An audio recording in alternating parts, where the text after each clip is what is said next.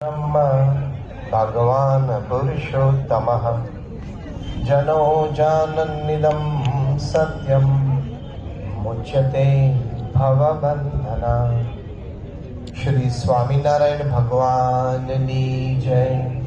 अक्षर पुरुषोत्तम महाराजनी जय। राधा कृष्ण भगवाननी जय। सियावर रामचंद्र भगवाननी जय। उमापति शंकर भगवाननी जय। प्रमुख स्वामी महाराजनी जय। महंत स्वामी महाराजनी जय।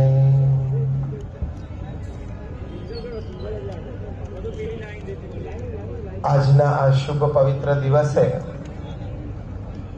જ્યારે BAPS શ્રી સ્વામિનારાયણ મંદિર કડી ના રજત જયંતિ વર્ષ ઉપક્રમે આપણે આ એક સત્સંગનું આયોજન થયું છે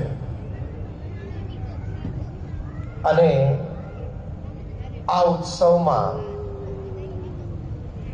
સહભાગી થવા માટે આપણા ગુજરાત રાજ્યના પૂર્વ નાયબ મુખ્યમંત્રી શ્રી અને ખૂબ લોકલાડીલા નેતા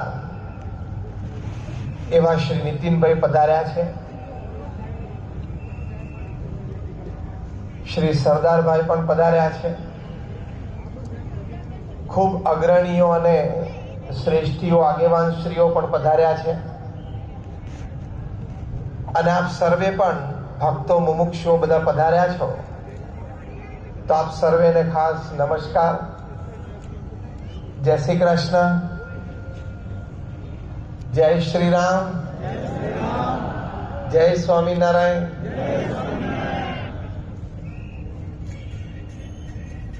BAPS શ્રી સ્વામિનારાયણ મંદિર કડી એનો આ રજત જયંતિ મહોત્સવ એ નિમિત્તે આપણું આયોજન હજી આટલું જ ભવ્ય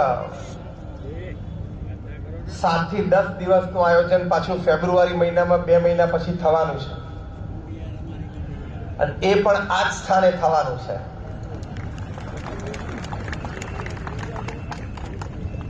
એ વખતે પણ સુંદર પ્રદર્શનો, જીવનલક્ષી માર્ગદર્શન અર્પે એવા પ્રવચનો, વિશ્વ શાંતિ મહાયજ્ઞ ઇત્યાદિ અનેકવિધ સંસ્કાર સિંચનના કાર્યક્રમોનો લાભ આ કડી શહેરના આપ સર્વે ને ખૂબ સુંદર રીતે પ્રાપ્ત થવાનો છે એવો આ મહોત્સવ છે. એની શરૂઆત આપણે આજથી થઈ. પરમ પૂજ્ય પ્રમુખ સ્વામી મહારાજે દેશ પરદેશમાં પોતાના જીવનકાળ દરમિયાન લગભગ 1200 થી પણ વધારે મંદિરોનું નિર્માણ કરીને આપણા સનાતન હિન્દુ ધર્મના જે મૂલ્યો છે એને જન જન સુધી પહોંચાડ્યા છે. ખાલી પહોંચાડ્યા એટલું નહીં, જન જનના હૃદયમાં એ સ્થિર કર્યા છે. એટલે કે એમના વિચાર, વાણી, વર્તનમાં દ્રઢ કરાવ્યા છે અને એ દ્વારા આપણી આ ભારતીય સંસ્કૃતિ, એની જે પરંપરા, એના જે મૂલ્યો, વિચાર, વાણી, વર્તન, રહેણી કહેણી, વેશભૂષા, ખાણીપીણી, બોલચાલ, ઉઠક બેઠક, એ લાખોના જીવનમાં એમણે દેશ અને પરદેશમાં સ્થિર કરી છે. આટલી વિશેષ સેવા પ્રમુખ સ્વામી મહારાજે એ ભારતીય સંસ્કૃતિની કરી છે. અજોડ અને બેનમૂન આ સેવા, એનો આપણે ક્યારેય ઉપકાર વાળી શકીશું નહીં. મંદિરની વાત આવે ત્યારે ઘણી વખત મંદિરથી થતા લાભ વ્યક્તિગત જીવનમાં, પારિવારિક જીવનમાં, વ્યવસાયિક જીવનમાં, સામાજિક જાહેર જીવનમાં અનેકવિધ હોય છે. એનો અનુભવ પણ લોકોને થાય છે.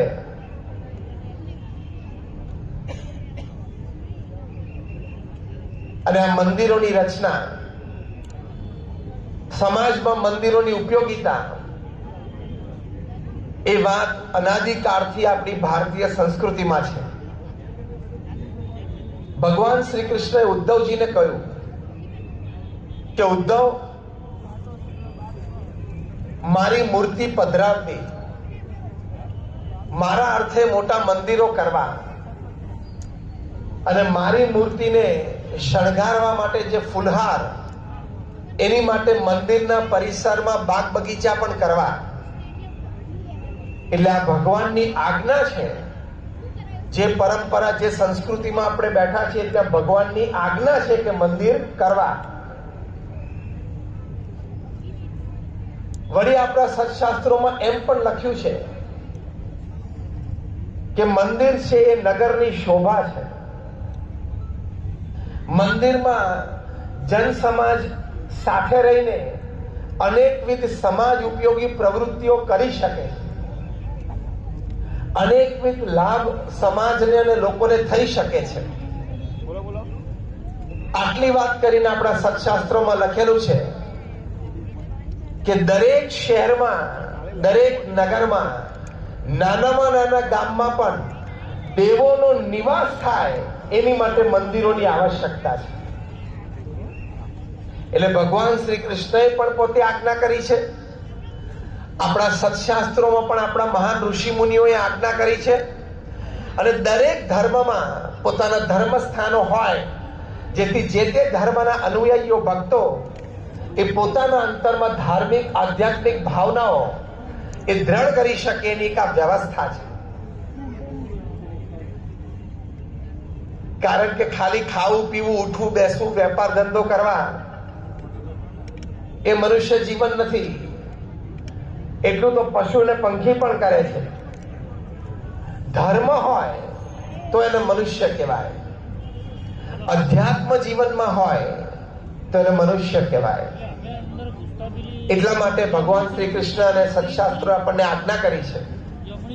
ભગવાન સ્વામિનારાયણે પણ એમના સમગ્ર શાસ્ત્રના સાર રૂપે જે વચનામૃત આપ્યું છે, એમનો આધ્યાત્મિક ઉપદેશનો ગ્રંથ છે. એમાં ભગવાન સ્વામિનારાયણે પણ આજ્ઞા કરી છે કે ઉપાસના રહે, એટલે કે ભગવાનની ભક્તિ રહે તો અનેક જીવોનું કલ્યાણ થાય છે. માટે ઉપાસના રહેવા સારું અમે ત્યાગનો પક્ષ પણ મોડો કરીને મંદિર નિર્માણની પ્રવૃત્તિઓ કરાવી છે. વળી વચનામૃતમાં એમણે એમ પણ કહ્યું કે ભગવાનને અર્થે બાગ બગીચા કરવા, ફુલહાર કરવા, અનેકવિધ સેવાઓ કરવી એ ભક્તિ નિષ્ઠા છે. તો ભગવાન સ્વામિનારાયણે પણ અભિપ્રાય આપ્યો છે. એટલે આવા ભગવાનના અવતારો અને સત્શાસ્ત્રોના અભિપ્રાય પ્રમાણે પ્રમુખ સ્વામી મહારાજે દેશ પરદેશમાં આટલા મંદિરો કરીને દરેકના હૃદયમાં ધર્મ, જ્ઞાન, વૈરાગ્ય, ભક્તિ દ્રઢ કરાવ્યા છે. અને એ દ્વારા દરેકને પોતાના જીવનમાં સાર્થકતા મનાણી છે. એ દ્વારા દરેકને પોતાના જીવનમાં પૂર્ણતાનો અનુભવ થયો છે, સંતોષનો અનુભવ થયો છે. હું મારું જીવન જીવ્યો, મેં સેવા ભક્તિ પણ કરી, વેપાર ધંધો કર્યા, પરિવારને સાચવ્યા, મિત્ર વર્તુળ સાથે રહ્યો, પણ સમાજની સેવા અને ભગવાનની ભક્તિ કરી. એ જે જીવનમાં પૂર્ણતા જોઈએ એવી લાખોના જીવનમાં પ્રમુખ સ્વામી મહારાજે બક્ષી, આજે મહંત સ્વામી મહારાજ પણ બક્ષી રહ્યા છે. પ્રમુખ સ્વામી મહારાજે એક વખત ખૂબ સુંદર વાત કરેલી. વર્ષો પહેલા જ્યારે અમરેલીમાં અમારા મંદિરની પ્રતિષ્ઠા હતી, ત્યારે પ્રમુખ સ્વામી મહારાજ બોલેલા કે વેપારી હોય એને વેપાર કરવા માટે દુકાન જોઈએ, ઓફિસર હોય એને ધંધો કરવા માટે ઓફિસ જોઈએ, સરકારી કર્મચારી કે સરકારી અમલદાર હોય એને પણ પોતાની કાર્યવાહી કરવા માટે કાર્યાલય જોઈએ, કચેરી જોઈએ, કલેક્ટર હોય એને પણ કચેરી જોઈએ. આ ચાર વાત બોલીને પ્રમુખ સ્વામી મહારાજ પાંચમી વાત બોલ્યા, એમ ભક્તને પણ ભગવાનની ભક્તિ માટે મંદિર જોઈએ.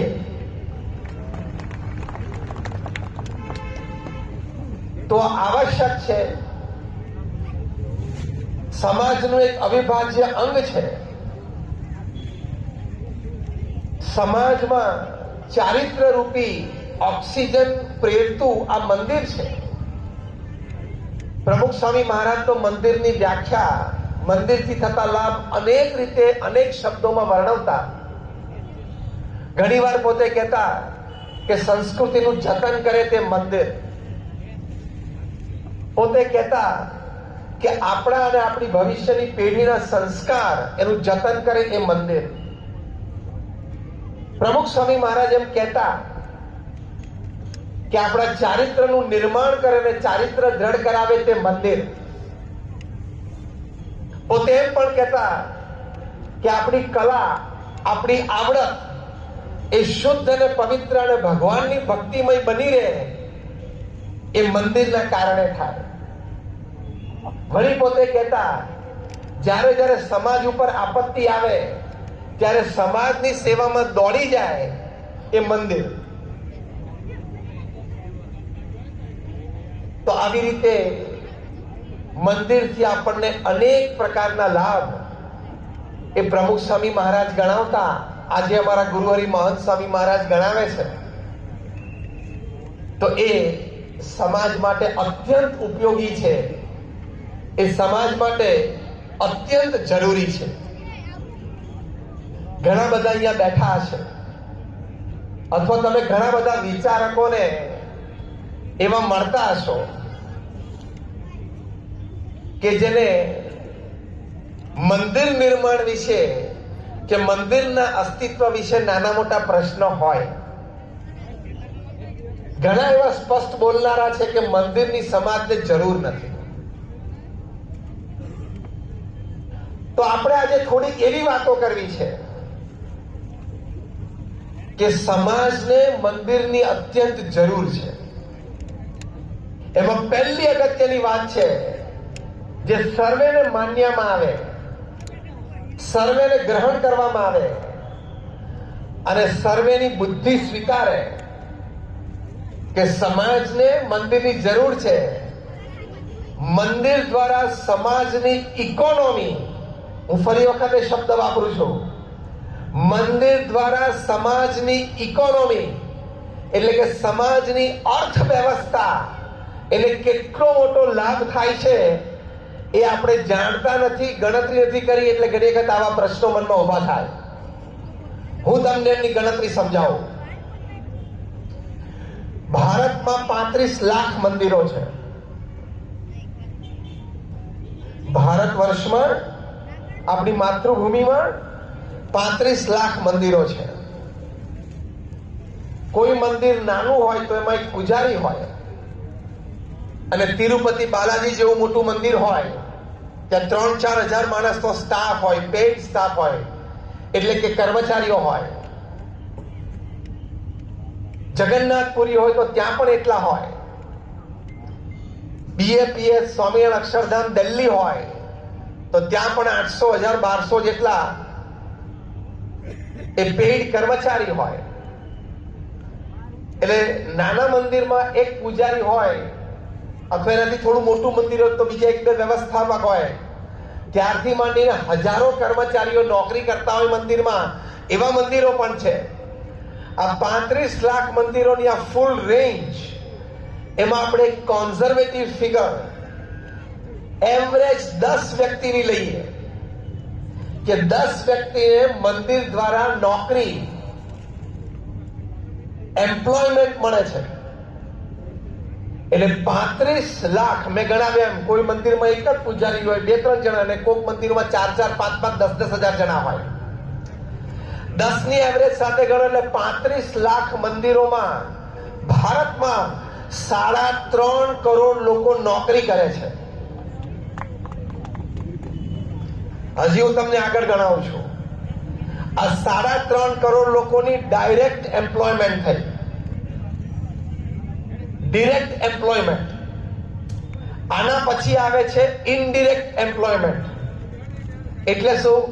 મંદિરની બહાર બેસીને, એ મંદિરના કર્મચારી ના હોય, મંદિરના ટ્રસ્ટ બોર્ડ તરફથી કે મંદિરના ટ્રસ્ટીઓ કે વ્યવસ્થાપક તરફથી પગાર ન મળતો હોય, પણ એ મંદિરની બહાર બેસીને નાળિયેર વેચતા હોય, મંદિરની બહાર બેસીને કંકુ અબીલ વેચતા હોય, મંદિરની બહાર બેસીને ફૂલ કે ફુલહાર બનાવીને વેચતા હોય, જોયા છે ને આપણે? હા કે ના? એને ઇનડિરેક્ટ એમ્પ્લોયમેન્ટ કહેવાય. એવા તમે 35 લાખ મંદિરોના બહુ જ કોન્ઝર્વેટિવ ફિગર, એટલે ફક્ત 2 જણા લો, ફક્ત 3 જણા તમે લો, તો પણ 35 લાખ ગુણ્યા 3 એટલે 1 કરોડ ને 5 લાખ લોકો ભારતમાં મંદિરની બહાર બેસીને ફુલહાર, અબીલ, ગુલાલ અને નાળિયેર વેચીને પોતાનું પેટ ભરે છે. એટલે 3.5 crore direct employment, 1 crore 5 lakh indirect employment. આ હું બહુ જ કોન્ઝર્વેટિવ ફિગર બોલું છું, એટલે એકદમ નિમ્ન સ્તરના આંકડા બોલું છું. એટલે 3.5 કરોડ ને 1 કરોડ 5 લાખ એટલે 4 કરોડ ને 55 લાખ લોકો થયા. હવે ત્રીજો વિભાગ આવે છે, જેને ઓક્ઝિલરી એમ્પ્લોયમેન્ટ કહેવાય. એટલે શું કે તમારે અહીંયા કડીમાં બેઠા છો, અહીંયા કડીમાંથી કોઈએ બસ નું આયોજન કર્યું કે ભાઈ આપણે જગન્નાથપુરી બધાને જાત્રાએ લઈ જવા છે, એવું કોઈએ આયોજન કર્યું, અને એ બસમાં 30, 35, 40 લોકો બેઠા. કડીથી એ બસ નીકળી અને જગન્નાથપુરી પહોંચે ત્યાં સુધીમાં ઓછામાં ઓછા 4 થી 5 નાઇટ હોલ્ટ એને કરવા પડે.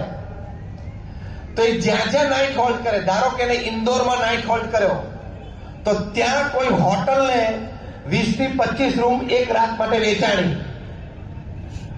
ત્યાં ઇન્દોરની કોઈ વિશેષતા હોય તો એ આ 30, 35, 40 જે બસના મુસાફરીઓ છે, એ મુસાફરોમાંથી, એ ભક્તોમાંથી કોઈ એકાદ 2 આઈટમ ખરીદી. એવી રીતે બસ વળતા આવે, કડી પહોંચે જગન્નાથપુરીથી, ત્યારે પણ 3-4 નાઈટ રોકાય. તો આ બધી જગ્યાએ ઇકોનોમિક ચર્ન થાય છે, એટલે અર્થવ્યવસ્થામાં વાઇબ્રેશન આવે છે. થાય છે ને, અર્થવ્યવસ્થા ઊભી થાય છે. દ્રષ્ટાંત રૂપે ત્યાં હોટલની નીચે જ ફૂટપાથ ઉપર કોઈ કેળા લઈને ઉભો હોય, સામાન્ય કેળાની લારી લઈને, અને કડીના બધા ત્યાં બસના મુસાફરો ત્યાં જોવે ને કેળા સરસ છે અને આજે અગિયારસ છે, તો લાવો બધા 2-3 કેળા લઈએ. તો એક જ બસ એ કેળાની લારી આખી ખરીદી લે, એ વ્યક્તિને એની આવક આખા દિવસમાં થવાની તેને બદલે 2 કલાકમાં થઈ ગઈ. હું બહુ નાની અને સૂક્ષ્મ વાત કરું છું, પણ આની ઉપર આપણી અર્થવ્યવસ્થાનો બહુ જ મોટો આધાર છે. અને બસ લઈને નીકળ્યા એટલે બસના ડ્રાઈવરને નોકરી મળી, આવન જાવન થઈને 8-10 દિવસની નોકરી મળી ને. બસના કંડક્ટરને નોકરી મળી, બસનો જે માલિક છે અને બેંકની લોન ઉપર બસ લીધી છે એને હપ્તા ભરવા માટેની એક મોટી ટ્રીપ માટે સારા પૈસા મળી ગયા. આ ઇકોનોમિક ચર્ન થાય છે. એટલે 35 લાખ મંદિરો માટે આ ઓક્ઝિલરી એમ્પ્લોયમેન્ટ સાથે સાથે કોઈ બસ સ્ટેન્ડ કે રેલવે સ્ટેશન પર ઉતરે અને એમ કે મારે કડી સ્વામિનારાયણ મંદિરે જવું છે, તો ત્યાંથી જે રિક્ષા વાળો એને 12-15 રૂપિયાના ભાડામાં લઈ આવે, એને પણ નોકરી મળે છે. ઓક્ઝિલરી એમ્પ્લોયમેન્ટ ખાલી 3 ગણો, 2 ગણો પર મંદિર, તો 35 લાખ ગુણ્યા 70 લાખ લોકોને, એટલે કે બસના ડ્રાઈવર હોય, કંડક્ટર હોય, રિક્ષાના ડ્રાઈવર હોય, એને મંદિરના ફેરા કરવાથી પોતાની નોકરી આગળ વધે છે. એટલે એ 70 લાખ થાય. 4 કરોડ 55 લાખ ને 70 લાખ, આપણે 5.25 કરોડ ગણો. 5.25 કરોડ લોકો ભારતમાં મંદિરના લીધે પોતાના પેટમાં અન્ન મૂકી શકે છે. આ મંદિરનો સમાજ ઉપર, અર્થવ્યવસ્થા ઉપરનો પ્રભાવ. અને ભારત વર્ષની આપણી 140 કરોડની વસ્તી પ્રમાણે એક વ્યક્તિ કમાતા હોય, એના આધારે બીજા 3 વ્યક્તિ એ ઘરમાં નભતા હોય. એમાં પણ કોન્ઝર્વેટિવ ફિગર તમે 2 લો તો 5.5 કરોડના, એટલે કે 5.25 કરોડના આધારે બીજા 2 લોકો પર પર્સન. ઇન શોર્ટ, ભારતમાં અત્યારે 15 કરોડ લોકો રોજ પોતાના પેટમાં અન્ન એ મંદિરના લીધે મૂકે છે. મને એક ઇન્ડસ્ટ્રી બતાવો ભારતની કોઈ પણ એક ઇન્ડસ્ટ્રી બતાવો કે ઇન્ડસ્ટ્રી ભારતમાં 5.25 કરોડ લોકોને એમ્પ્લોયમેન્ટ આપતી હોય. ઇટ ઇઝ મંદિર.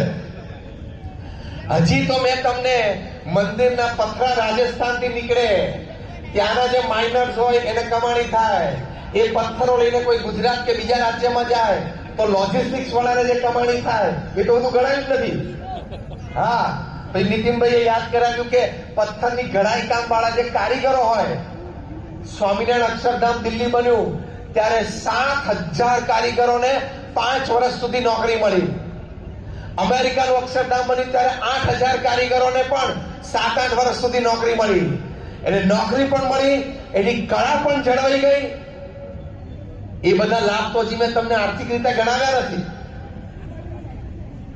એટલે કોઈ તમને એમ કે અથવા અહીંયા બેઠેલા કોઈને એવો વિચાર હોય કે મંદિરની સમાજમાં જરૂર નથી તો બીજા બધા મુદ્દા પછી વિચારજો. પહેલા અર્થવ્યવસ્થાની દ્રષ્ટિએ વિચારજો કે મંદિર જો બધા 35 લાખ બંધ કરી દઈએ તો આ 5.25 કરોડની લોકોને તમે નોકરી ક્યારે આપશો? કોણ આપી શકશે? તો મંદિરનો પ્રભાવ છે આર્થિક વ્યવસ્થાની દ્રષ્ટિએ સમાજની અંદર. આ પહેલું મોટું યોગદાન મંદિરનું, જે ભાગ્યે જ કદાચ આપણની નજરમાં આવે, પણ એ બહુ જ મોટી વાત છે. બીજું એક મોટું યોગદાન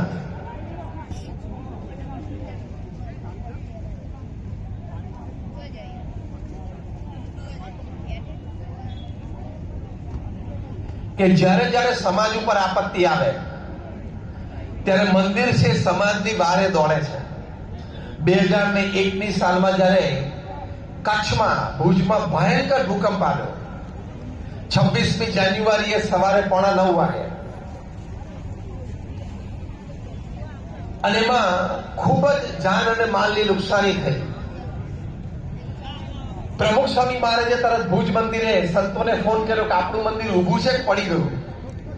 તો કે સ્વામી ઊભું છે.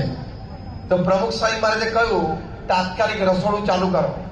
હમણાં 3 કલાક પછી બપોરે 12 વાગે લોકોને જમવાનું થશે તો લોકો જમશે ક્યાં? અને સંતોએ અને સ્થાનિક અમારા હરિભક્તોએ રસોડું ચાલુ કર્યું. એ જ દિવસે એટલે કે ભૂકંપ 9:15 વાગે આવ્યો અને 3 કલાક પછી બપોરે 12 વાગે BAPS સ્વામિનારાયણ મંદિર ભુજમાં 17,000 લોકો જમ્યા. પ્રમુખ સ્વામી મહારાજને રિપોર્ટ આપવામાં આવ્યો અને પ્રમુખ સ્વામી મહારાજને કહેવામાં આવ્યું ફોન આપણે શું છે કે સ્વામિનારાયણ સંતો આ બેઠા છે ને થોડી વાર એટલે અવાજનું સંભળાય છે. એમને પણ થોડી વાર રાહ જો આપણે કે આ રસોડું આપણે ચાલુ રાખવું જોઈએ. પ્રમુખ સ્વામી મહારાજે આજ્ઞા કરી અને આગલા 8 મહિના સુધી રોજ 55 થી 85,000 લોકો એ BAPS સ્વામિનારાયણ મંદિર ભુજમાં પોતાનું ભોજન લેતા. અને 4 દિવસ પછી એટલે કે 30મી જાન્યુઆરી 2001ના દિવસે પ્રમુખ સ્વામી મહારાજે મુંબઈથી 800 ટનનું જહાજ એ જીવન જરૂરિયાતની મટીરિયલનું મુન્દ્રા પોર્ટ ઉપર મૂકી દીધું. અમે લોકો લગભગ 70 થી 80 સંતો અને 700-800 જેટલા કાર્યકર્તા હોય આ જહાજ આખું ખાલી કરી અને કચ્છના 509 ગામોમાં આ રાહત મટીરિયલનું વિતરણ કરેલું. આ બધું થયું કારણ કે BAPS સ્વામિનારાયણ મંદિર ભુજ ત્યાં હતું. અને પછી સંસ્થાએ પુનર્વસન હાથમાં લીધું. સરકાર શ્રી તો એ વખતે ખૂબ મદદરૂપ હતી. નીતિનભાઈ આ વાત સારી રીતે જાણે છે કે 9 ગામ BAPS સંસ્થાએ દત્તક લીધા અને 1500 ઘર બાંધી આપ્યા, પાક્કા ઘર, અને ફ્રી એ ગામવાસીઓને આપી દીધા. એટલે મંદિર અને ધર્મ સંસ્થા જ્યારે સમાજને આટલી મોટી આપત્તિ આવે ત્યારે સમાજની સાથે રહી સમાજને બહુ જ મોટી મદદ કરે છે. આજે ભારત વર્ષમાં હજારો સ્કૂલ મંદિરના નેજા હેઠળ ચાલે છે. હજારો કોલેજ અને ટેકનિકલ ઇન્સ્ટિટ્યૂટ્સ એ મંદિરના નેજા હેઠળ મંદિરના ટ્રસ્ટ દ્વારા ચાલે છે. ભારત વર્ષમાં અત્યારે હજારો છાત્રાવાસ એટલે કે હોસ્ટેલ એ મંદિરના નેજા હેઠળ મંદિરના ટ્રસ્ટ દ્વારા સંચાલિત છે. તો શિક્ષણ ક્ષેત્રે પણ એ મંદિરોનું બહુ જ મોટું પ્રદાન છે. અને આ મંદિરો દ્વારા ચાલતી આ શૈક્ષણિક પ્રવૃત્તિ બહુ રાહત દરે ચાલતી હોય છે. એટલે એમાં સમાજના નીચલા વર્ગ અથવા તો સામાન્ય મધ્યમ વર્ગના વિદ્યાર્થીઓને ખૂબ સારી રીતે અભ્યાસ કરવાની તક મળે છે. આ પણ એક મંદિરનું બહુ જ મોટું યોગદાન છે. એ સામાન્ય ન કહી શકાય. તો પ્રથમ બે વાત છે બીએપીએસ સ્વામિનારાયણ મંદિર કડીના રજત જયંતિ મહોત્સવ નિમિત્તે કે મંદિર દ્વારા દેશની અર્થવ્યવસ્થામાં બહુ જ મોટો ટેકો મળે છે. બીજી વાત છે કે જ્યારે જ્યારે સમાજ ઉપર આપત્તિ આવે ત્યારે સમાજની વારે એ મંદિર ઊભું રહે છે. આ બે લાભ પણ તમે કદાચ ગણો, અન્ય સંસ્કાર ધર્મ એ સંબંધી પણ હું તમને વાત કરીશ, એ કદાચ તમે ન ગણો તો બે લાભ માટે પણ સમાજને મંદિરની આવશ્યકતા જરૂર છે. Do you agree with me or not? હા કે ના? જરા જોશથી બોલો. કોઈ તમને એમ કે મંદિરની જરૂરિયાત નથી તો આ બે મુદ્દા ગણાવજો એને. ત્રીજી વાત, મંદિર દ્વારા જે ચારિત્ર્યયુક્ત બાળકો, કિશોરો, યુવાનો, વડીલો તૈયાર થાય છે એ સમાજની અને માનવતાની એક અમાનત છે. It's a treasure. હું તમને એક પ્રસંગ કહું. જ્યારે કોરોના સમગ્ર પૃથ્વી ઉપર વ્યાપેલો ત્યારે આપણા દેશ કે પ્રદેશમાં ઘણી બધી સંસ્થાઓએ, સામાજિક સંસ્થાઓએ, ધાર્મિક સંસ્થાઓએ, ઘણા બધા શ્રેષ્ઠી આગેવાનોએ ખૂબ સારી મહેનત કરીને શ્રદ્ધાથી અનેક પ્રકારની સેવાઓ કરી છે. મંદિરમાંથી સેવા અને સંસ્કાર શીખેલા જે લોકો છે એ લોકોએ પણ જબરદસ્ત સેવા આ કોવિડ કાળ દરમિયાન કરી છે. અમેરિકામાં સરકારશ્રીએ જાહેરાત કરી કે સેન્ટ ક્વિન્ટીન જે પ્રિઝન છે એટલે કે અમેરિકાની સૌથી ખતરનાક જેલ, અને ત્યાં બધા ખતરનાક અને હિંસક કહી શકાય એવા કેદીઓ કે જેને 2-5 ખૂન તો એમને કરી નાખ્યા હોય એવાને બધાને ત્યાં રાખેલા. તો ત્યાં વેક્સિન આપવા માટે ડોક્ટરની જરૂર છે. આ સમાચાર એટલે કે સરકારશ્રીની અપીલ એ ટીવી ઉપર પ્રસારિત થઈ અને બીએપીએસ સંસ્થાના એક કાર્યકર ડોક્ટર દિલીપ પટેલ એમણે કહ્યું કે હું આ લોકોને વેક્સિનેટ કરવા જઈશ. તરત જ પોતે ત્યાં નોંધણી કરાવી, પોતાના ઘરેથી 450 કિલોમીટરનું અંતર કાપી અને સેન્ટ ક્વિન્ટીન પ્રિઝન ઉપર પહોંચ્યા. આટલી મોટી એ પ્રિઝન એટલે કે જેલ, એમાં અંદર સ્થાનિક હોસ્પિટલ, ક્લિનિકની વ્યવસ્થાઓ હોય દર્દીઓ માટે. રોજ તો પોતે 30-40 દર્દીઓને જોતા, પણ અહીંયા રોજના 100-150 જણાને વેક્સિનેટ કરતા. એની આજુબાજુ સિક્યુરિટી ગાર્ડ ઉભા રાખવા પડે, કારણ કે આ તો બધા એવા મગજના હતા કે આને મારવા માટે મારી નાખે. આમણે શ્રદ્ધાથી દિવસો સુધી ત્યાં સેવા કરી. સરકારશ્રી એની માટે વ્યવસ્થા કરી હતી. અમને વ્યવસ્થા માંગી નહીં, લીધી નહીં. પોતાના ખર્ચે મોટલની રૂમ રાખીને ત્યાં રહ્યા કે હું જ્યારે સેવા કરવા આવ્યો છું ત્યારે મારે સંપૂર્ણ સેવા જ કરવાની. હવે એક પ્રસંગ બન્યો. વારાફરતી બધા કેદીઓને વેક્સિનેટ કરતા હતા. એમાંથી એક કેદી આવ્યો. એ કેદી ડોક્ટર દિલીપ પટેલને પણ ઓળખી ગયો, ડોક્ટર દિલીપ પટેલે કેદીને પણ ઓળખી ગયા. અને લગભગ 7-8 વર્ષ પહેલા આ કેદીએ ડોક્ટર દિલીપ પટેલના પરમ મિત્ર ના આખા પરિવાર 4 જણાનું ખૂન કરેલું. એટલે જેલમાં હતો. પોતાના પરમ મિત્ર એના પરિવારજન 4 જણાનું આ કેદીએ ખૂન કરેલું એની સામે આવ્યો.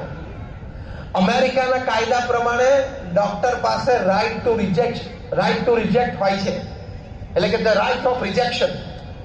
એટલે કે ના પાડે કે હું મારે આને ટ્રીટ નથી કરવો, મારે આને ઇન્જેક્શન નથી આપવું, મારે આને દવા નથી આપવી, તો ડોક્ટર પાસે એ માનવ હકના ભાગરૂપે એક વાત છે. ડોક્ટર દિલીપને ક્ષણનો પણ વિચાર ના આવ્યો, ઓળખી ગયા એની પાસે હક હતો ના પાડવાનો કે બીજા કોઈ ડોક્ટર પાસે વેક્સિનેટ કરાવી લો, હું નહીં કરી શકું, કારણ કે મારા પરમ મિત્ર એમના પત્ની અને 2 સંતાનોનું આ માણસે ખૂન કરેલું છે. પણ ડોક્ટર દિલીપ પટેલ એ વખતે યાદ આવ્યું કે મારા ગુરુ પ્રમુખ સ્વામી મહારાજનું જીવન સૂત્ર છે, બીજાના સુખમાં આપણું સુખ, બીજાના આનંદમાં આપણો આનંદ, અન્યના ઉત્કર્ષમાં આપણો ઉત્કર્ષ. એ બીજા અને અન્ય શબ્દ વાપર્યો છે, એમાં બધા જ આવી ગયા. પ્રમુખ સ્વામી મહારાજે ભેદભાવ નથી રાખ્યો, મારે પણ ભેદભાવ રખાય નહીં. એ વાતને ભૂલી જઈ એ કેદીને પણ એમને કોવિડનું ઇન્જેક્શન આપ્યું, વેક્સિન આપી. તો આવા જે સમાજ સેવાના ઉત્તમ વિચારો, સ્વભાવ અને પ્રકૃતિ અને ભાવનાઓથી પર થઈને જે સમાજ સેવા કરવી, દુભાયેલી લાગણીથી પર જઈને સમાજ સેવા કરવી, એ ધર્મના આધારથી થઈ શકે. એ સેવાની સાથે અધ્યાત્મ હોય તો જ થઈ શકે, નહીં તો કોઈ વાતે શક્ય નથી. ડોક્ટર દિલીપ પટેલ એમને વેક્સિનેટ કર્યા. એ કેદીના આંખમાં પણ આંસુ આવી ગયા, ડોક્ટર દિલીપ પટેલના આંખમાં પણ આંસુ આવી ગયા, કારણ કે બંને આ ઘટનાને જાણતા હતા. તો મંદિર દ્વારા આવા સેવકો તૈયાર થાય છે કે જે નિસ્વાર્થપણે કોઈ પણ રાગદ્વેષ વગર એ સમાજ અને વ્યક્તિની સેવા કરી શકે છે. અમદાવાદમાં મારા ડોક્ટર માધવ જોગાણી છે, આઈ સ્પેશિયાલિસ્ટ છે. એમણે પણ મનમાં વિચાર કર્યો કે પ્રમુખ સ્વામી મહારાજે આજીવન સમાજની નિસ્વાર્થ ભાવે સેવા કરવી છે, અને હું પ્રમુખ સ્વામી મહારાજનો શિષ્ય છું, ભગવાન સ્વામિનારાયણનો ભક્ત છું. તો ભગવાન સ્વામિનારાયણે પણ અનેક પ્રકારની સમાજ સેવા એમના જીવનકાળ દરમિયાન કરી છે, તો મારે પણ કરવી જોઈએ. ડોક્ટર માધવ જોગાણીએ પણ લીધું કે મારે આઈ ઓપરેશન્સ, કેટરેક્ટ ઓપરેશન્સ ફ્રી કરવા. ગુજરાતના કેમ્પમાં કર્યા, બિહારમાં ગરીબ લોકોની પણ સેવા કરી. કોલ આવ્યો તો આફ્રિકા જઈને પણ ગરીબ લોકોની સેવા કરી.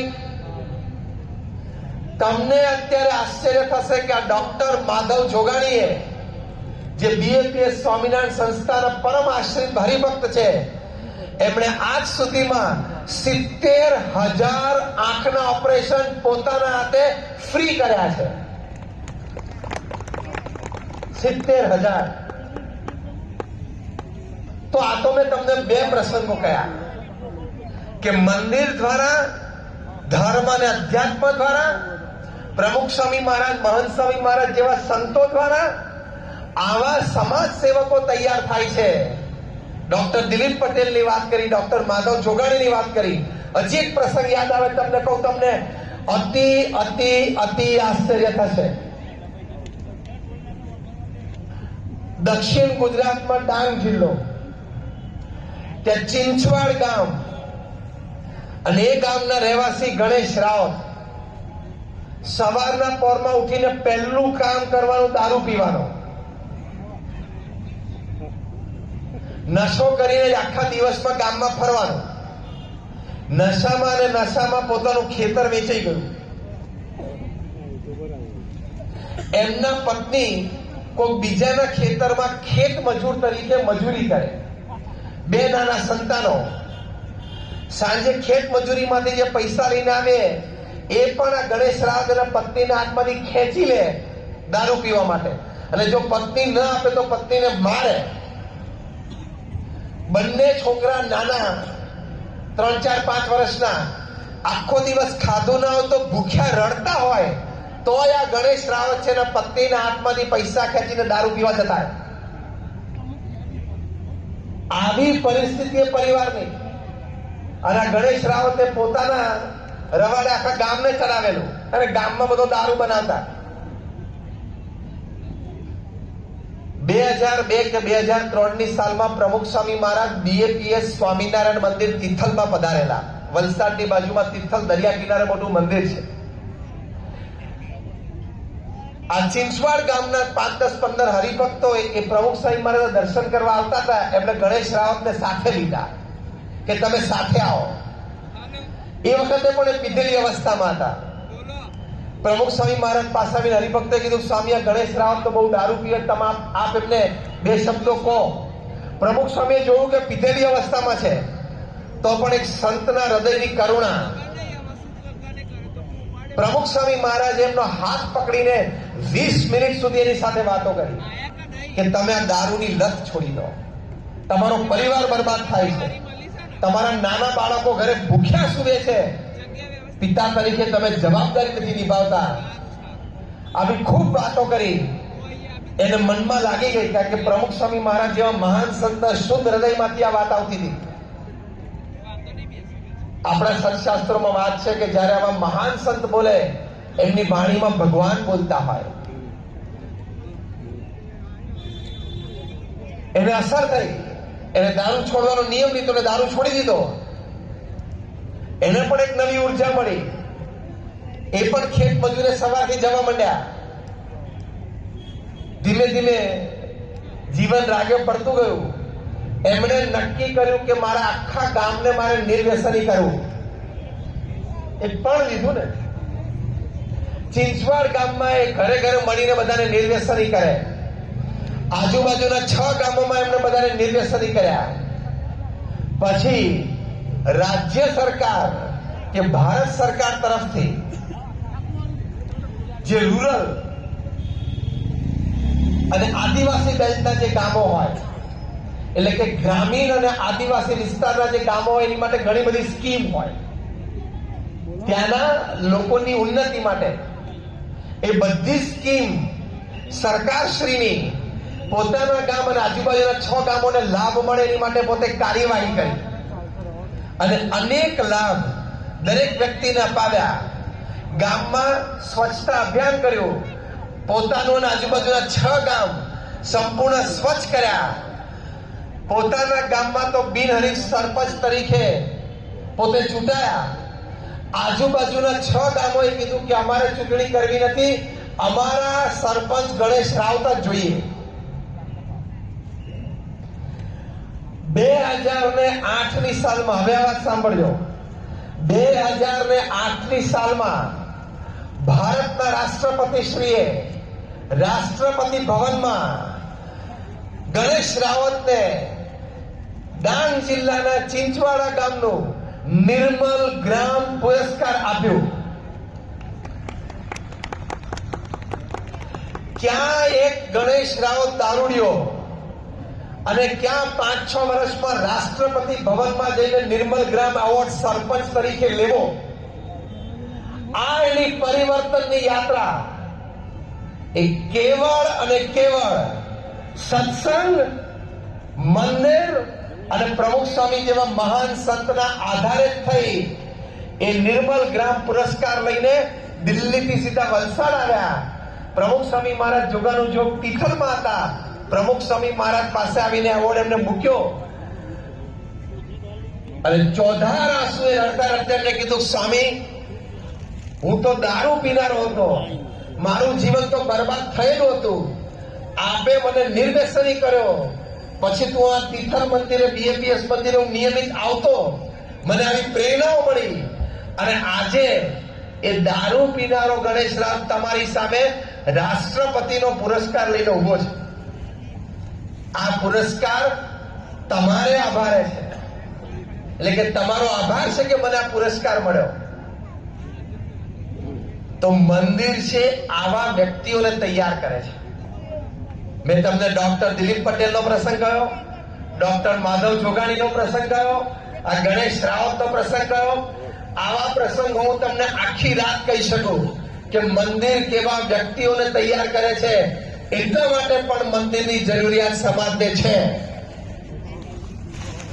હમણાં જ લગભગ 10-12 દિવસ પહેલા BAPS સ્વામિનારાયણ સંસ્થાએ અમદાવાદમાં નરેન્દ્ર મોદી સ્ટેડિયમ ઉપર કાર્યકર સન્માન સમારોહ ગોઠવ્યો. એમાં 1 લાખ BAPS ના કાર્યકર્તાઓ જે ઓછામાં ઓછું રોજ 2 કલાક BAPS સંસ્થાની 162 પ્રકારની સમાજ ઉપયોગી પ્રવૃત્તિમાં આપે છે, એવા 1 લાખ કાર્યકર્તાઓ, 50,000 જેટલા પુરુષો એક જ ગણવેશમાં, 50,000 મહિલાઓ પણ એક જ ગણવેશમાં. ત્યારે આપણા માનનીય ગૃહમંત્રી શ્રી અમિતભાઈ શાહ એ પોતે ત્યાં પ્રત્યક્ષ હાજર હતા. એ પોતે બોલ્યા કે આ નરેન્દ્ર મોદી સ્ટેડિયમના બાંધકામમાં શરૂઆતથી હું સંકળાયેલો છું. અહીંયા ઘણા બધા કાર્યક્રમો થયા છે. આ નરેન્દ્ર મોદી સ્ટેડિયમ દુનિયાનું સૌથી મોટું ક્રિકેટ સ્ટેડિયમ, 1,10,000 ની સીટિંગ કેપેસિટી. આ સ્ટેડિયમ અમિતભાઈ શાહે કહ્યું કે મેં મારા જીવનમાં 2 જ વખત ભરાયેલું જોયું છે. એક વખત ભારત પાકિસ્તાનની મેચ હતી ત્યારે, અને બીજી વખત આ BAPS ના કાર્યક્રમમાં.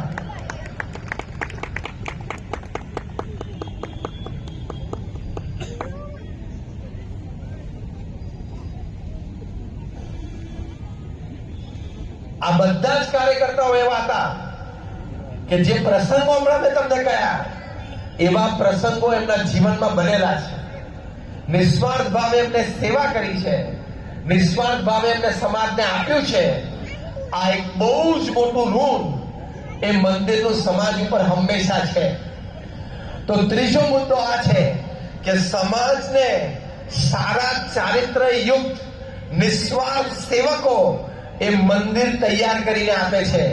એ પણ મંદિરનું બહુ જ મોટું યોગદાન એ સમાજને મંદિર આપે છે. ચોથી એક વાત, જ્યારે આપણે સંસ્કારની વાત કરીએ છીએ, ધર્મ, જ્ઞાન, વૈરાગ્ય, ભક્તિની વાત કરીએ છીએ, ત્યારે પણ મંદિર છે એ આપણા અંતરના મૂલ્યોને દ્રઢ કરે છે, આપણા સ્વભાવ અને પ્રકૃતિઓને દૂર કરે છે, આપણા વિચારોમાં પવિત્રતા આપે છે, આપણા વર્તનની શુદ્ધિ કરાવે છે. એ દ્વારા જીવનમાં આપણને સાત્વિકતા મળે છે, જીવનમાં આપણને પવિત્રતા મળે છે. આપણી ભારતીય સંસ્કૃતિ માટે આપણને પ્રેમ થાય છે, આદર થાય છે.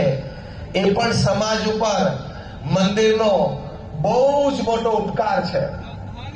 દિલ્હીમાં સ્વામિનારાયણ અક્ષરધામ છે. તમારામાંથી કેટલાય જોયું છે અક્ષરધામ? હાથ ઊંચો કરો. ગાંધીનગર અથવા દિલ્હી? ગાંધીનગર અથવા દિલ્હી? તો બધા સભાજનોનો હાથ ઊંચો છે. તમે બધાએ ગાંધીનગર અને દિલ્હીમાં અક્ષરધામ જોયું છે. એ અક્ષરધામમાં આવનાર લોકો અનેક પ્રકારની જીવનલક્ષી, સુધારણાલક્ષી વિચારધારા દ્રઢ કરે છે, વર્તણૂક શીખે છે, અભિગમો સવડા કરે છે, અને જીવનમાં એક અમૂલ્ય ભેટ પ્રાપ્ત કરીને જાય છે. એક પ્રસંગ તમને કહું. દિલ્હીમાં સ્વામિનારાયણ અક્ષરધામનું ઉદ્ઘાટન 2005માં થયું, અને લગભગ 2006 કે 2007 નો પ્રસંગ. રોજ લગભગ 15 થી 17,000 વિઝિટર્સ આવતા હોય. એક જનરલ વિઝિટર્સ બુક છે, ત્યાં કોઈને અભિપ્રાય લખવો હોય, પોતાને કોઈ ભાવના એવી પ્રગટ થઈ હોય લખવી હોય, પોતાને કોઈ સજેશન હોય લખવું હોય તો એ લખી શકે. રોજ રાત્રે અમારા સ્વયંસેવકો વિઝિટર્સ બુક જોવે. એમાં એક વખત એક વ્યક્તિએ લખેલું, હિન્દીમાં લખેલું कि मैं हरियाणा के एक छोटे से गांव में से आता हूं. मेरा व्यवसाय ये है कि मैं घर घर जाके दूध बांटता हूं. એટલે સામાન્ય ગામડામાં દૂધવાળા તરીકે જે દૂધ ઘરે ઘરે જઈને આપે હતો, એટલે સાયકલ ઉપર 2 કેન લઈને ઘરે ઘરે दूध આપે. એમણે લખ્યું कि मेरे गांव में कोई 70-80 घर हैं, मतलब 70-80 परिवार रहते हैं. हम 3 दूध वाले हैं, सुबह शाम 2 दफा सभी को दूध देते हैं. मेरी आयु 50 साल की हुई. मैं अपने जीवन काल में सिर्फ 2 दफा दिल्ली आया हूं. કારણ કે આવા નાના ગામડામાંથી તો કયા પ્રસંગે દિલ્હી પહોંચવાના? तो कि मैं अपने जीवन काल में सिर्फ 2 दफा दिल्ली आया हूं. एक जब हमारे गांव में कोई बड़े घर में शादी थी, तब मैं बारात में आया था और दूसरी दफा अभी मैं इधर आया, यहां आया, इधर से गुजर रहा था, देखा कि यार इतना बड़ा कुछ दिल्ली में कैसे बन गया। सोचा कि मैं अंदर जाऊं, अब બધું લખે છે। मैं अंदर गया, पता चला कि यह स्वामीनारायण अक्षरधाम है। तो स्वामीनारायण जी की मूर्ति के दर्शन भी किए, बहुत प्यारी लगी। फिर सब प्रदर्शनी देखी, એટલે બધા પ્રદર્શનો જોયા એમ, सब प्रदर्शनी देखी। उसमें से इतनी प्रेरणा मिली कि आज मैं प्रतिज्ञा लेता हूं कि मैं अपने दूध में पानी नहीं डालूंगा। एक तो પેલું લૂઝ દૂધ આવતું હોય ને, એ કેન આમ ખોલીને અંદર પછી 2-4 બોટલો પાણીની નાખી દે, એટલે 5-6 લીટર દૂધ હોય ને 9 લીટર દૂધ થઈ જાય। અને ઘણા સુરવીર હોય તો દૂધમાં પાણી નહીં, પાણીમાં દૂધ, એવા સુરવીર કોક હોય। એમણે પ્રતિજ્ઞા લીધી કે મને અહીંયા નૈતિકતાના પાઠ શીખવા મળ્યા, મને અહીંયા સ્વામિનારાયણ અક્ષરધામમાં પ્રામાણિકતાથી વ્યવસાય કરવો એ શીખ મળી। એટલે હું આ પ્રતિજ્ઞા લઉં છું કે હું મારા દૂધમાં પાણી નહીં નાખું। પાછા ગામમાં જઈને અને બાકીના 2 દૂધવાળાને વાતો કરી કે મને તો આવી પ્રેરણા મળી અને આવું સરસ સ્વામિનારાયણ અક્ષરધામ, આવું મોટું મંદિર દિલ્હીમાં બન્યું છે। એટલે આ બંને જણાએ પણ પ્રેરણા લીધી અને આ બંને જણાએ પણ આ પ્રતિજ્ઞા લીધી। 3 દૂધવાળાએ નક્કી કર્યું કે આપણે દૂધમાં પાણી નહીં નાખવું। એટલે ઘણી વખત અમે હસતા હસતા કહીએ છીએ કે દક્ષિણ હરિયાણાનું એ નાનું ગામ જ્યાં 70-80 પરિવારો રહે છે, એ તમામ પરિવારોને પાણી વગરનું દૂધ મળે છે। એનું કારણ અક્ષરધામ મંદિર, ન્યૂ દિલ્હી। તો મંદિર છે એ આવા નૈતિકતાના પાઠ શીખવાડે છે, પ્રામાણિક જીવન જીવવાના પાઠ શીખવાડે છે, પવિત્રતાના પાઠ શીખવાડે છે।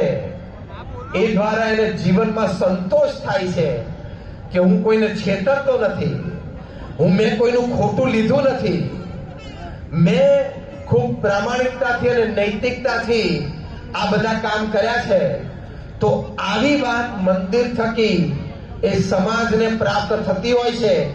આ સામાન્ય પ્રદાન ન કહેવાય, કારણ કે અત્યારે જ્યારે આ 21મી સદીમાં હળાહળ કળિયુગમાં આપણે જ્યારે અનૈતિકતા અને અપ્રામાણિકતા ચારે તરફ જોઈએ છે, રોજ ન્યૂઝપેપરમાં આ વાતો વાંચીએ છીએ કે ટીવી ઉપર સમાચારમાં જોઈએ છે।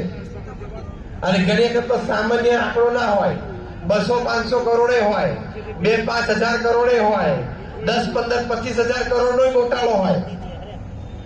આટલી બધી અપ્રામાણિકતા અને અનૈતિકતાની વચ્ચે આવા નૈતિકતા અને પ્રામાણિકતાના પાઠ દ્રઢ કરાવે અને એવા મનુષ્ય સમાજની વચ્ચે રહીને પાછા બીજાને પ્રેરણા આપે, બીજા પણ એ માર્ગે ચાલે।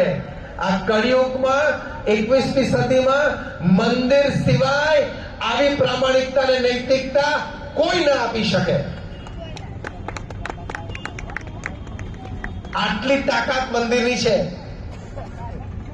આપણે સંસ્કૃતિની વાત કરતા હતા, આપણી રહેણી કેણી, બોલચાલ, વેશભૂષા।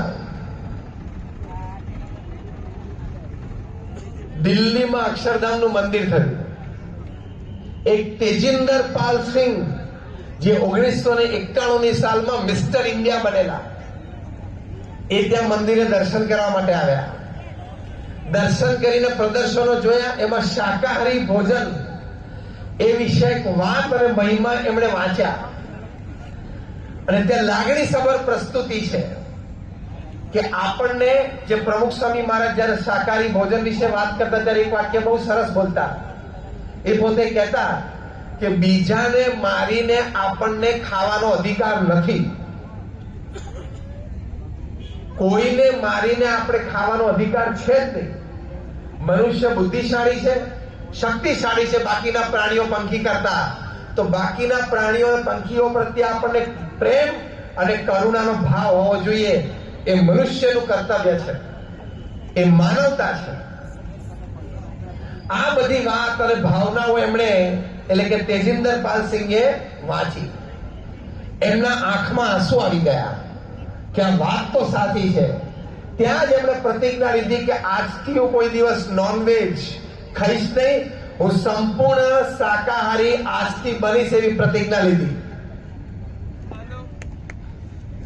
હવે જો એનું રિપલ ઇફેક્ટ દિલ્હી, હરિયાણા અને પંજાબ આ 3 રાજ્યમાં આ તેજિંદર પાલ સિંહે બધા જીમ ઉભા કરેલા. એટલે જીમનો એમને વ્યવસાય હતો. 5000 યુવાનો બોડી બિલ્ડિંગ માટે, ફિઝિકલ ટ્રેનિંગ માટે એમના જીમમાં અનેક 2, 3, 4, 5, 10 શિફ્ટ હોય એ પ્રમાણે એનરોલ થયેલા હતા. એટલે 5000 યુવાનો એમના જીમમાં આવીને શરીરની મજબૂતાઈ વધારતા હતા. એ બધાને વ્યક્તિગત મળીને એ બધાને પોતાને જે પ્રસંગ સ્પર્શી ગયો, પોતે હવે શાકાહારી થાય વાત કરી. તેજિંદર પાલ સિંહે દિલ્હી, હરિયાણા અને પંજાબમાં આ 5000 યુવાનોને બધાને શાકાહારી રહેવાની પ્રેરણા આપી અને સંપૂર્ણ શાકાહારી કર્યા.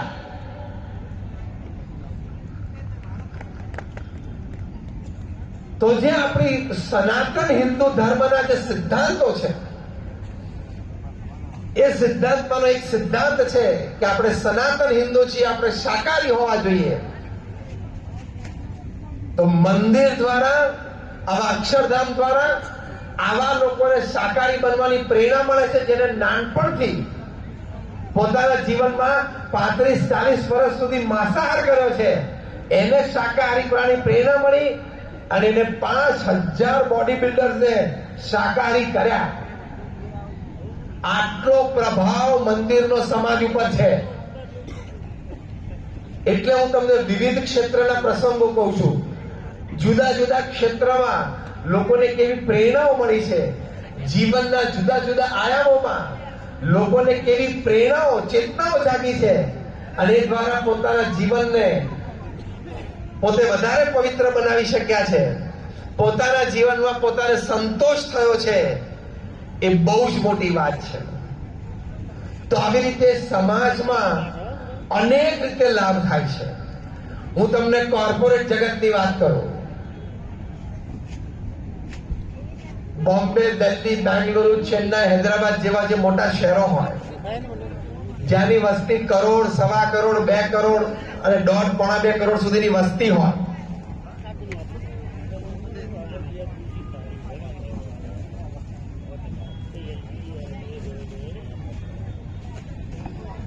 જ્યાં જોઈન્ટ નેશનલ અને ઇન્ટરનેશનલ કંપનીઓ કામ કરતી હોય. સ્વામિનારાયણ અક્ષરધામ દિલ્હીમાં બજાજ કંપનીના માલિક શિશિર બજાજ દર્શને આવેલા.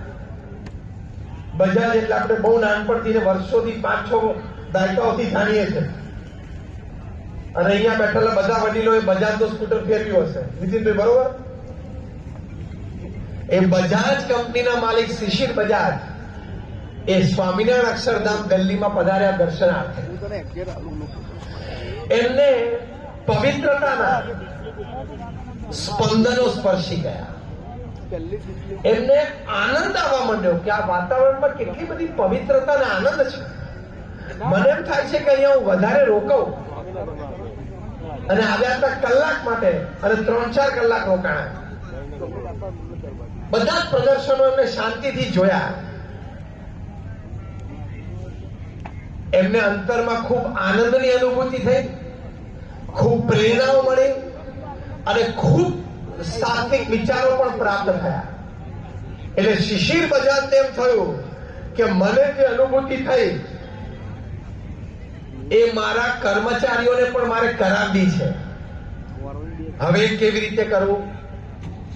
એટલે શિશિર બજાજે એવો નિર્ણય લીધો કે જ્યાં જ્યાં બજાજ કંપનીના મેન્યુફેક્ચરિંગ યુનિટ છે ત્યાં બધે આપણે કેમ્પસની અંદર, એટલે કારખાનાના કેમ્પસમાં આપણે એક મંદિર ઊભું કરવું અને કર્મચારીઓને કહેવું કે આ સર્વધર્મ મંદિર અહીંયા છે, અહીંયા તમામ દેવતાઓ દેવીઓની મૂર્તિઓ છે, તમને જ્યાં પણ શ્રદ્ધા હોય પણ દર્શન કરીને પછી કારખાનામાં કામ કરવા આવજો. તમે 15 મિનિટ કારખાનામાં કામ કરવા મોડા આવશો તો ચાલશે, પણ મંદિરે દર્શન કરીને તમે આવજો. આ પ્રેરણા શિશિર બજાજને થઈ. એટલે એમણે અમારા સંતોનો સંપર્ક કર્યો કે મારે આ કરવું છે. એટલે દિલ્હી અક્ષરધામમાં જેમની પથ્થરમાં પાયાની સેવા છે એવા અમારા કાર્યકર હર્ષદ ચાવડા, એમનો સંપર્ક થયો. એમણે આ બધા મંદિરો એમને બાંધી આપ્યા. 2011ની સાલમાં જયારે શિશિર બજાજ મુંબઈમાં પ્રમુખ સ્વામી મહારાજને મળ્યા ત્યારે એમણે કીધું કે સ્વામી, आपके हर्षद चावड़ा जी ने मेरे 6 मैन्युफैक्चरिंग यूनिट्स में 6 अच्छे मंदिर बना दिए हैं और मेरे सब कर्मचारी वो मंदिर में दर्शन करके फिर फैक्ट्री में काम करने के लिए आते हैं. तो हमें ये अनुभूति हुई है कि उनकी प्रोडक्टिविटी बढ़ गई है. આ મંદિરનો પ્રભાવ. તમારા કર્મચારીઓ મંદિરે દર્શન કરીને કામે ચડશે ને તો પ્રોડક્ટિવિટી વધે છે. આ શિશિર બજાજનો અનુભવ છે, બજાજ કંપનીના માલિકનો. 2011માં પ્રમુખ સ્વામી મહારાજને મુંબઈમાં दादर स्थित बीएपीएस स्वामीनारायण मंदिर में जाते बात करी. बीजे ने बात करी कि मेरे कर्मचारी के चेहरे पे खुशी में देखता हूं, काम करते वक्त में आनंद में रहते हैं और परस्पर सहयोग बढ़ा. ये भी मेरे एचआर मैनेजर ने मुझे कहा कि जब से ये कर्मचारी मंदिर में दर्शन लेके आना शुरू हुए तब से परस्पर सहयोग की भावना उनकी बढ़ गई है. ये मेरे एचआर मैनेजर का रिपोर्ट है. तो कॉर्पोरेट जगत ने पण मंदिर छे ए बहुत मोटू प्रदान आपी शके छे. आटला बधा लाभ छे मंदिरना. એટલે આપણે અહીંયા બેઠા છીએ, આપણે સનાતન હિન્દુ ધર્મને વરેલા છીએ. જે પણ ભગવાનમાં આપણને શ્રદ્ધા હોય, જે પણ દેવી દેવતામાં આપણને શ્રદ્ધા હોય, આપણા કુળદેવીમાં આપણને શ્રદ્ધા હોય, એમની મૂર્તિ આપણે ઘરે પણ પધરાવવી, મંદિરના સ્થાનમાં પણ પધરાવવી, રોજ એમના દર્શન કરવા, રોજ ત્યાં નામ સ્મરણ કરવું. તો આ મેં જે છેલ્લા લગભગ 1 કલાક ને 10 મિનિટથી તમને જે બધા લાભ ગણાવ્યા કે આવા લાભ એ મંદિરથી લોકોને થયા છે, તમામ લાભની અનુભૂતિ તમને પણ ચોક્કસ થશે જ. ઘણા બધા અહીંયા બેઠા છો, શ્રદ્ધાળુ છો, આસ્તિક જ છો, તમને આ લાભ જણાણા હશે, તમને આ લાભની અનુભૂતિ થઈ હશે. હજી પણ કરતા રહેશો તો હજી પણ આ અનુભૂતિ એ તમને વધારે થતી રહેશે.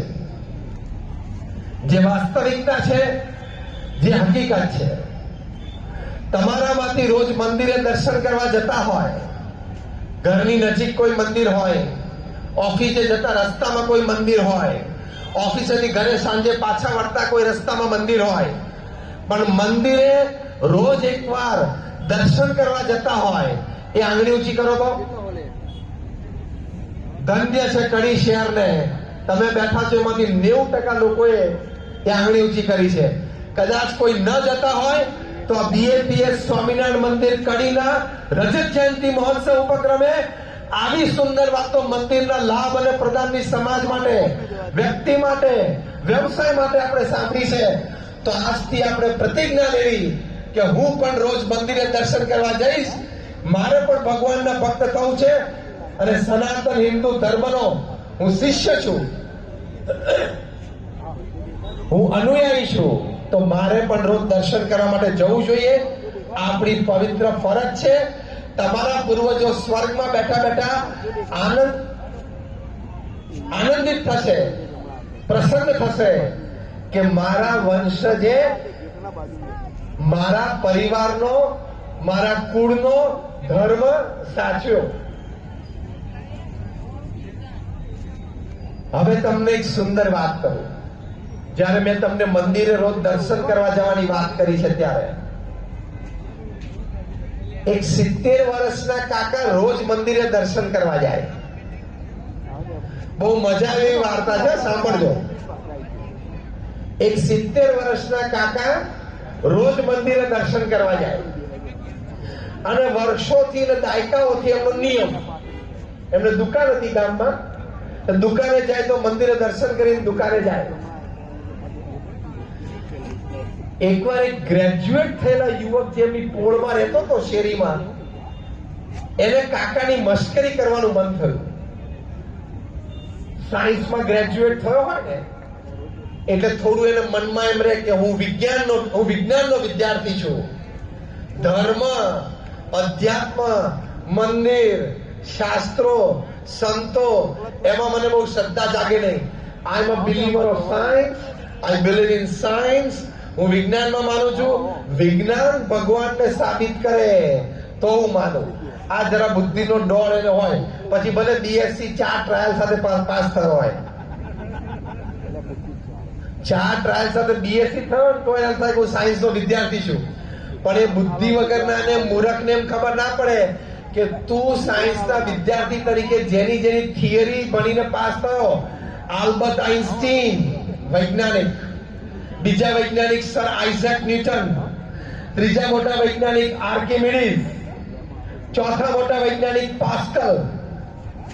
આ બધા જ મોટા મોટા વૈજ્ઞાનિકોએ જેને સમાજને અને મનુષ્યને ખૂબ આપ્યું છે, એ બધાએ પોતાના જીવન ચરિત્રમાં ભગવાનનું અસ્તિત્વ, ભગવાન પ્રત્યેની શ્રદ્ધા અને ભગવાન સામે નમ્રતાથી પ્રાર્થના કરવી જોઈએ એની વાતો લખી છે.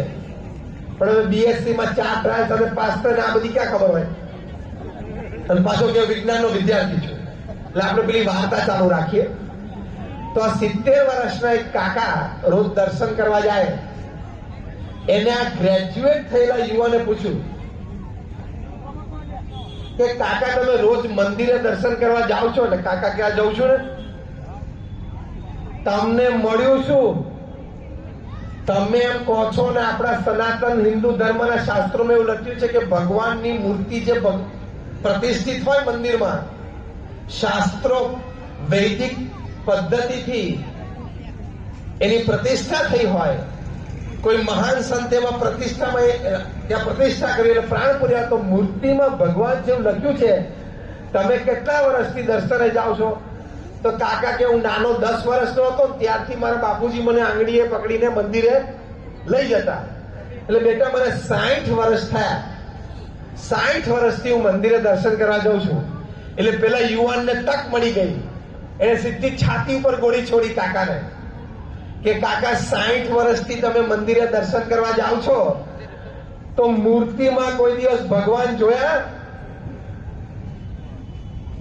તમને મૂર્તિમાંથી પ્રગટ થઈને ભગવાને દર્શન આપ્યા? કાકા કે પ્રામાણિકતાથી. કાકા કે ના, કોઈ દિવસ નથી થયા. તો શું ધક્કા ખાવ છો? પેલા યુવાન શું બોલ્યા કે શું ધક્કા ખાવ છો? 60 વર્ષથી તમે કેટલો બધો ટાઈમ બગાડ્યો. રોજની 15 મિનિટ ગણો તો 60 વર્ષનો સમય કેટલો થયો? એના કરતા દુકાને વધારે બેઠો તો ધંધો થાત. કાકા કે બેટા તારી વાત તો સાચી છે તારી રીતે, પણ હવે હું તને મારી રીતે એનો ઉત્તર આપું. એમ કરીને કાકાએ યુવાનને કહ્યું. હવે સાંભળ્યો, મજા આવે એવી વાત છે. કાકાએ પેલા યુવાનને કહ્યું કે રાત્રે અંધકારમાં જયારે આમ રોડ સુમસાન થઈ ગયા હોય, રાત્રે 12-1 વાગ્યાનો સમય હોય, આખું ગામ સૂઈ ગયું હોય, ત્યારે કોક એક કૂતરું ભસવાનું ચાલુ કરે અને પાછા બીજા 2-5 કૂતરા ભસવા માંડે, એવી ઘટના તે સાંભળી છે કે જોઈ છે? એટલે પેલો યુવાન ક્યાંય તો હોય જ ને. રાત્રે રસ્તા સુમસાન થઈ ને કૂતરાઓ બધા ફરતા હોય, તો કે પહેલું કૂતરું કેમ ભસે? કાકાએ પેલા યુવાનને પૂછ્યું. એટલે યુવાન કે કાકા એ તો એ કૂતરા કઈ ચોર જોઈ ગયો હોય એટલે ભસે. કાકા કે એક કૂતરો ચોર જોવે અને ભસવા માંડે એટલે આજુબાજુની ગલીઓના બધા કૂતરા દોડીને એની પાસે આવે અને કૂતરાની જે દિશામાં એ ભસતો હોય ને દિશા તરફ જોઈને બધા ભસવા માંડે. બાકીના બધા ચોરને જોયો નથી, પણ એ કૂતરાઓને વિશ્વાસ છે કે અમારામાંથી એક જણાએ જોયો એટલે ચોર છે તો ખરો, ભસવા માંડો. આટલું કહીને કાકાએ કહ્યું કે બેટા, મેં કદાચ મૂર્તિમાંથી ભગવાનને નથી જોયા, પણ નરસિંહ મહેતા થઈ ગયા, મીરાબાઈ થઈ ગયા, તુકારામ થઈ ગયા, સંત જ્ઞાનેશ્વર થઈ ગયા. આપણે કહી શકીએ કે પ્રમુખ સ્વામી મહારાજ, મહાન સ્વામી મહારાજ છે, એમણે મૂર્તિમાં ભગવાનને જોયા છે. એ ભક્તિ કરે છે. એટલે બાકીના આપણે જોયા નથી, પણ જો કૂતરાઓ પણ એક બીજા કૂતરાઓ પર વિશ્વાસ રાખી શકતા હોય તો આપણે મનુષ્ય આવા મહાન સંતોમાં વિશ્વાસ કેમ ન રાખી શકીએ?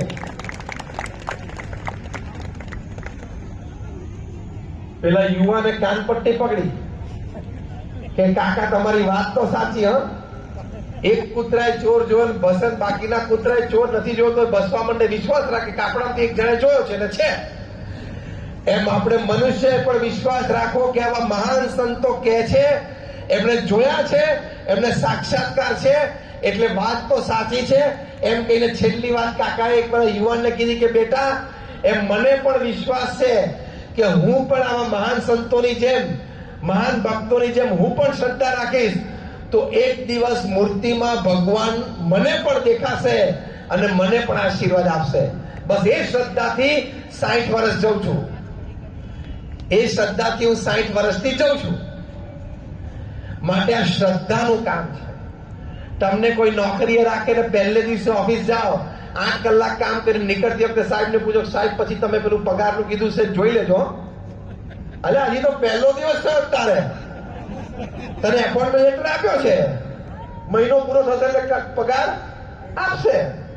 પાછો 10 દિવસ પતે એટલે સાહેબ કે સાહેબ 10 દિવસ થઈ ગયા છો, થોડું પેલું પગારનું જોજો પાછા. બીજી વાર તો સાહેબ આપણે જાય જ નહીં કે તારા જેવા ઓફિસમાં બીજા 25 કામ કરે છે, પૂછ 2 વર્ષથી 5 વર્ષથી 10 વર્ષથી બધાને પગાર મળે છે, તને મળશે. પાછો 10-15 દિવસ થાય, હજી આમ પગાર હજી 5 દિવસની વાર હોય, 25 દિવસ થયા હોય અને પાછો શેઠ જેમ કે શેઠ પેલું પાછું 5 દિવસ પછી આપણું પગારનું જરા જોઈ લેજો. હવે શેઠ શું કરે કે આ તારો 25 દિવસનો પગાર અત્યારે કરી આપું, તું જા અહીંથી. પણ આપણે આવું કરતા નથી.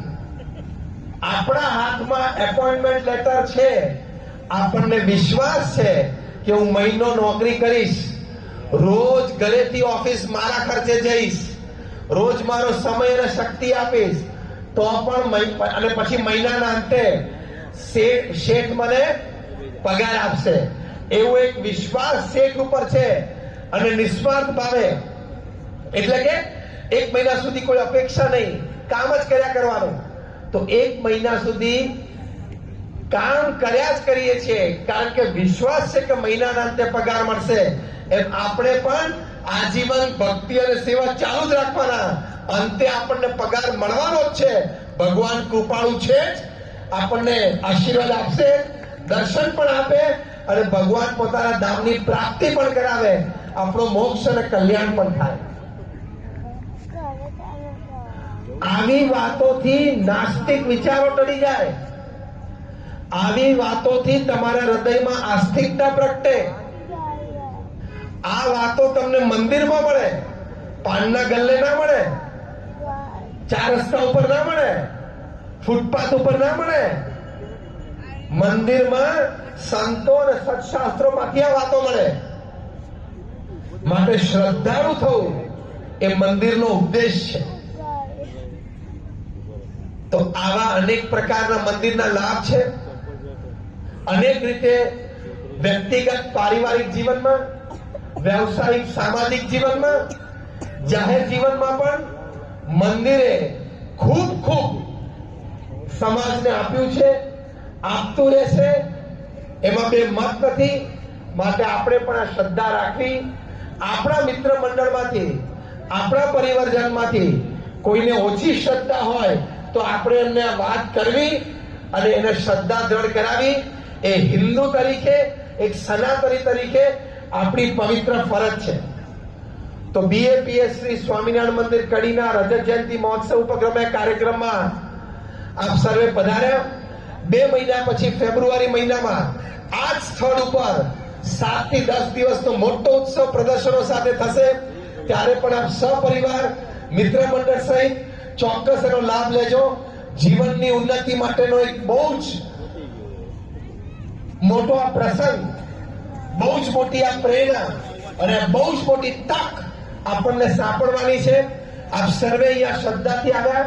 આજે સમજી શકીએ છીએ કે ઠંડી ઘણી છે, પવનના સુસવાટા પણ છે, છતાં આપ શ્રદ્ધાથી છેલ્લા લગભગ સવા કલાકથી પણ વધારે આ પ્રવચન અને પોણા બે કલાકથી આ કાર્યક્રમમાં હાજરી આપી શ્રદ્ધાથી બેઠા. એ આપના હૃદયમાં પણ સંસ્કાર અને શ્રદ્ધા છે એની પ્રતીતિ છે. આવી ને આવી શ્રદ્ધા આપ સર્વેના હૃદયમાં કાયમ રહે એવી અમારા ગુરુહરિ પરમ પૂજ્ય મહંત સ્વામી મહારાજના ચરણોમાં અમે પ્રાર્થના કરીએ છીએ. ભગવાન સ્વામિનારાયણ, ભગવાન શ્રી કૃષ્ણ, ભગવાન શ્રી રામ અને તમામ દેવતા દેવીઓના ચરણોમાં પ્રાર્થના છે કે એમના આશીર્વાદ આપણા સૌ ઉપર રહે, આપણા પરિવાર ઉપર રહે અને આપણે એક સુખી સંસ્કારી પરિવાર બનીને જીવનમાં સંતોષ પ્રાપ્ત કરી શકીએ એ પ્રાર્થના. આપ સર્વેનો ખૂબ ખૂબ આભાર. સૌને જય સ્વામિનારાયણ.